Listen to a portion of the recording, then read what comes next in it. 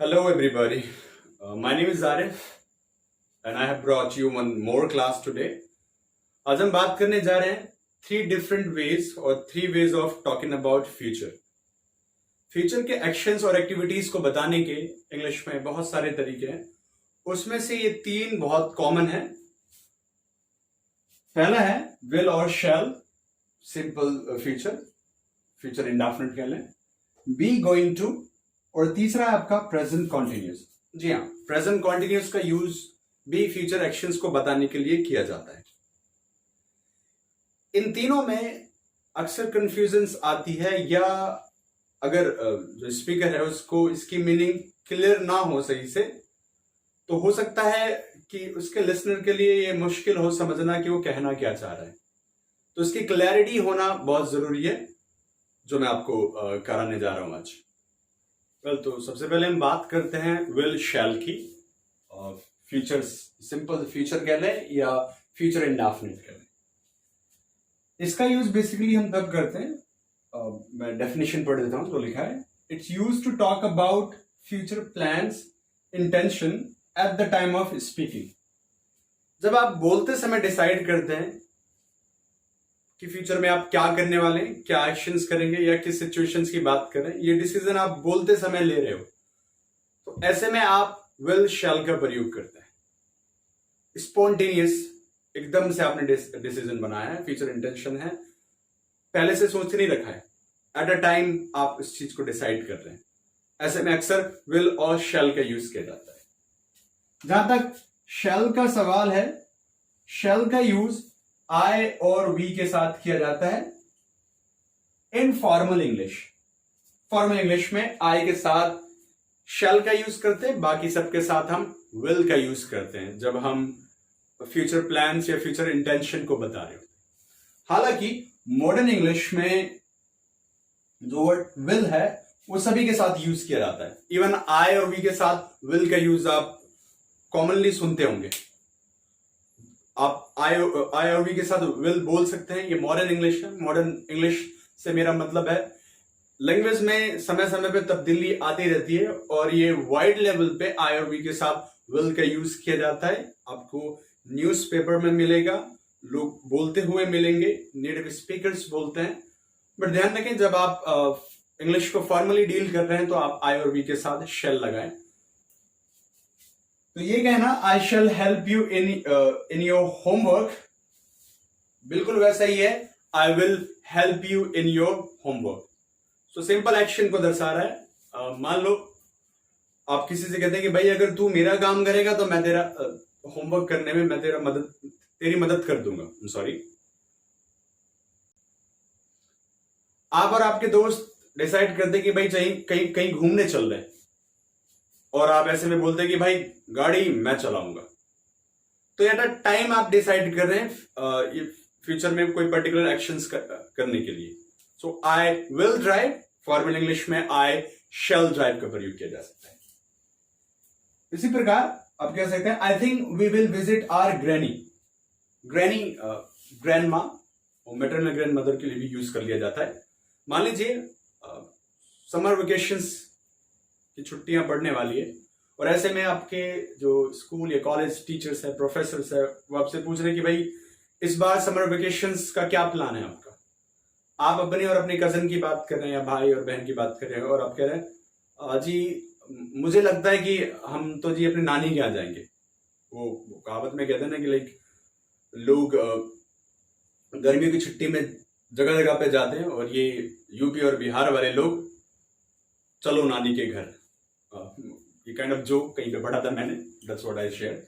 So I think we will visit our granny. You're making your intention now at the time of speaking, at the moment of this speaking. You haven't planned it already. Okay. So बोलते समय कोई काम आप decide कर रहे हैं future में करने के लिए, ऐसे में आप सिंपल फ्यूचर या फ्यूचर इंडेफिनिट कह लें, उसका प्रयोग करेंगे. Now let's see the second use to talk about the future. और सेकंड यूज में है आपका बी गोइंग टू. बी से मेरा मतलब इज अ मार वॉज वर, ये सब है, ये बी के ही रूप है, टेंस के हिसाब से चेंजेस आती है इसमें. तो बी गोइंग टू यूज कहां किया जाता है? It is use to talk about future planned action.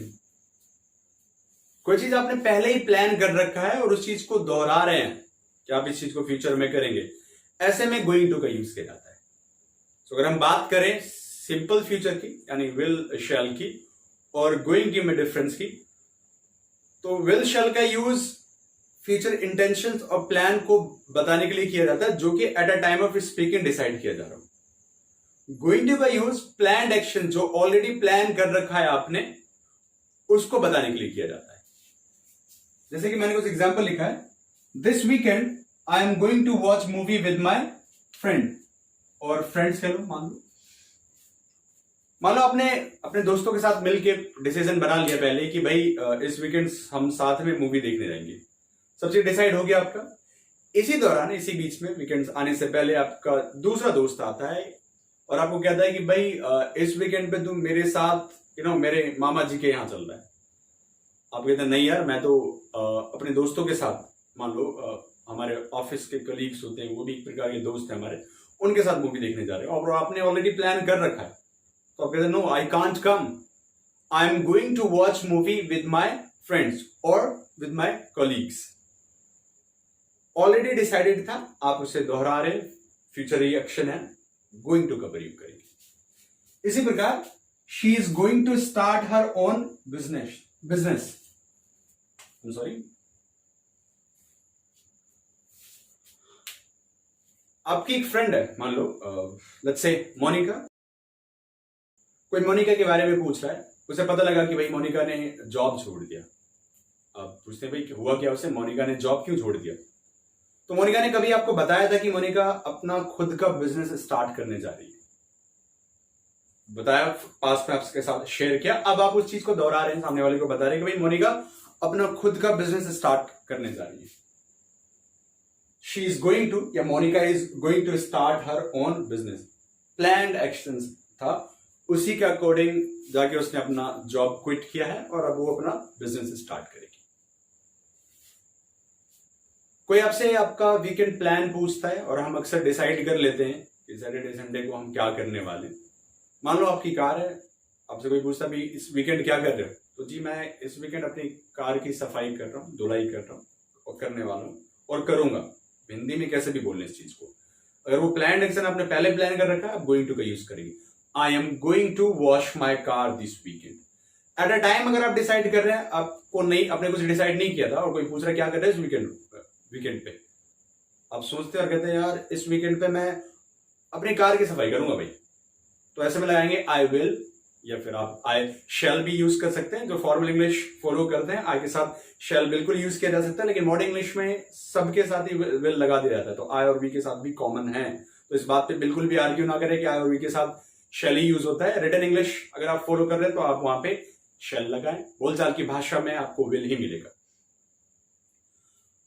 Okay, या फिर आपको घर की सफाई करनी है, आपने पहले सोच रखा होगी घर बहुत गंदा हो रहा है, मुझे उसकी सफाई करनी है, तो I am going to do dusting at my home, या I am going to clean my house, कुछ भी एट ए टाइम डिसाइड कर रहे हैं तो आई विल क्लीन और I will do dusting. Now let's see the last use to talk about the future, और उसमें हम बात करने जा रहे हैं प्रेजेंट कॉन्टिन्यूस की। जी हाँ, प्रेजेंट कॉन्टिन्यूस का यूज फ्यूचर एक्शंस को बताने के लिए भी किया जाता है। सबसे पहले डेफिनेशन देख लेते हैं क्या है। It is use to talk about future arrangements.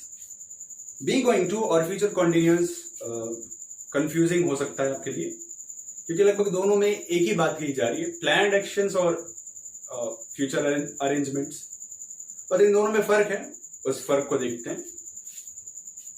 अच्छा, सबसे पहले बात कर लेते हैं कि जो प्रेजेंट कॉन्टिन्यूस नॉर्मल सेंटेंस है और फ्यूचर वाला कॉन्टिन्यूस, इन दोनों में क्या डिफरेंस है। अगर आप ये कहते हैं आई एम गोइंग और I am bathing, I am talking, तो at a time of speaking ये चीज चल रही है, प्रेजेंट कॉन्टिन्यूस। प्रेजेंट कॉन्टिन्यूस कोई काम जो बोलते समय कॉन्टिन्यूटी में हो, एक यूज है ये इसका। जब आप फ्यूचर में इसका यूज बनाते हैं तो इसके साथ कहीं ना कहीं आप टाइम वर्ड इन्वॉल्व करते हैं, जैसे remember we are meeting on Sunday, so on Sunday ये फ्यूचर के संदर्भ में कहा गया है, तो दैट शोज कि ये फ्यूचर के लिए यूज किया जा रहा है। आप अपने किसी दोस्त से कह रहे हैं कि भाई याद रखना हम संडे को मिल रहे हैं, आप लोगों ने पहले अरेंज किया इस चीज का। मान लो मिलने का टाइम फिक्स्ड हो, जगह फिक्स्ड हो, प्रेजेंट कॉन्टिन्यूस यूज किया जाएगा। आपने प्लान किया लेकिन मिलने का टाइम फिक्स नहीं है, मिलने की जगह फिक्स नहीं है, पर प्लान कर रखा है, तो आप गोइंग टू लगाएं। कहने का मतलब यह है कि प्रेजेंट कॉन्टिन्यूस का यूज फ्यूचर में तब किया जाता है जब सब चीज अरेंज हो चुका है, डिसाइडेड है कि इस पर्टिकुलर डेट को, डे को, टाइम पे, इस जगह पे ये चीज होगी। जैसे मैं कहने लगूं, you know what, Puja is getting married on 25th of June। और मेरी एक दोस्त है जिसका नाम पूजा है, और 25 तारीख को उसकी शादी हो रही है। शादी पहले से अरेंज की जाती है, वेन्यू डिसाइड किया जाता है, डेट डिसाइड की जाती है, तो ये फिक्स्ड है, हो चुका है। अब मान लो सिचुएशन ये ना हो कि ये है कि पूजा ने शादी करने का मन कर लिया है और उसने ये चीज आपको बता दी और आप उस चीज को अब दूसरे से शेयर कर रहे हैं। You know what, Puja is going to get married, तो जल्द हो जाएगी उसकी शादी, बट अभी सब कुछ अरेंज नहीं है। तो गोइंग टू और प्रेजेंट कॉन्टिन्यूस पे अरेंजमेंट्स का फर्क है। मतलब जब आप प्रेजेंट कॉन्टिन्यूस यूज करेंगे फॉर श्योर ये चीज हो रही है। गोइंग टू आपने प्लान कर रखा है, अभी भी 100% डिसाइडेड नहीं है कि वो होगा भी या नहीं होगा। आई एम वर्किंग दिस संडे। आपके घर वाले कह रहे हैं कि भाई संडे को कुछ मेहमान आ रहे हैं, आपको घर पे ही रहना है। आपको कहते नहीं डैड या मॉम, इस संडे को तो जी मैं काम कर रहा हूँ, ऑफिस से बहुत प्रेशर है, बहुत काम है और मैं छुट्टी ले नहीं सकता। मुझे मंथ एंड चल रहा है। मान लो आप ऐसे डिपार्टमेंट में हैं जहाँ पे लाइक आप अकाउंटिंग या फाइनेंस सेक्टर में वर्क करते हैं, तो मंथ एंड में अक्सर वहाँ पे प्रेशर होता है।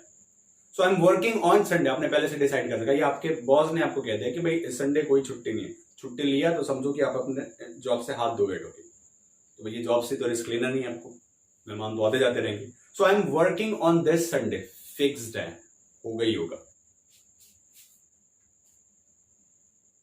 Dhoni you are playing tomorrow. तो मैंने धोनी मूवी देखी थी, तो उसमें एक सीन है मूवी में ऐसा कि मतलब धोनी को पता नहीं होता कि अगले मैच वो खेलने वाला भी है नहीं खेलने वाला। तो दादा का फोन आता है, दादा सौरव गांगुली को कहते थे, और वो कहते Dhoni you are in, you are playing tomorrow, आप कल खेल रहे हैं। मैनेजमेंट ने ऐसा डिसाइड कर लिया, अरेंज कर लिया, टीम 11 डिसाइड हो चुकी है, उसमें धोनी का भी नाम दे दिया गया है। तो Dhoni you are playing tomorrow, या आप किसी व्यक्ति से you are playing tomorrow. So future arrangements की बात करने के लिए हम प्रेजेंट कॉन्टिन्यूस का यूज कर सकते हैं। तो 3 तरीके हैं फ्यूचर बताने के, हालांकि बहुत सारे, ये 3 मेजर है। सिंपल फ्यूचर, विल और शैल। फ्यूचर इंटेंशंस या प्लान्स को बताने के लिए किया जाता है, जो बोलते समय आप डिसाइड करते हैं, at the moment of speaking आप डिसाइड करते हैं। बी गोइंग टू का यूज करते हैं, ऑलरेडी प्लान बना रखा है कि आप ऐसा करने वाले हैं, वैसा करने वाले हैं, टाइम वेन्यू वगैरह ये सब डिसाइड नहीं है। प्रेजेंट कॉन्टिन्यूस फ्यूचर के लिए, फ्यूचर अरेंजमेंट्स के लिए बेसिकली आपने सब चीज अरेंज कर रखा है, एक पर्टिकुलर डे को, डेट को, एक जगह पे कि ये चीज होने वाली है। आप ऐसे में प्रेजेंट कॉन्टिन्यूस यूज करेंगे। तो सबसे स्ट्रॉन्ग तरीके से जो आप फ्यूचर एक्शंस को बताएंगे वो प्रेजेंट कॉन्टिन्यूस का यूज करके बताया जाता है। I hope it's clear. आप कमेंट करके जरूर बताइएगा। अगर आपको मेरा वीडियो पसंद आया तो please like and subscribe, that for sure will motivate me to make more videos, and I keep making the videos for you guys. Thank you so much for watching.